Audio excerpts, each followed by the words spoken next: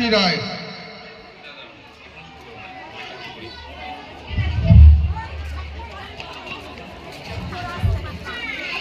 নমস্কার, আমি আপনাদেরকে একটা ছড়া আবৃত্তি করে শোনাচ্ছি। ছড়াটির নাম স্বাধীনতার সুখ, কবি রজনীকান্ত সেন। বাবুই পাখিরে ডাকি বলেছে চড়াই, উড়ে ঘুরে থেকে করো শিল্পের বড়াই। আমি থাকি মহাসুখে অট্টালিকার পরে, তুমি কত কষ্ট পাও রোদ বৃষ্টি ঝরে। বাবুই হাসে কহে সন্দেহ কি তাই, কষ্ট পাই তবু থাকে নিজেরও বাসা।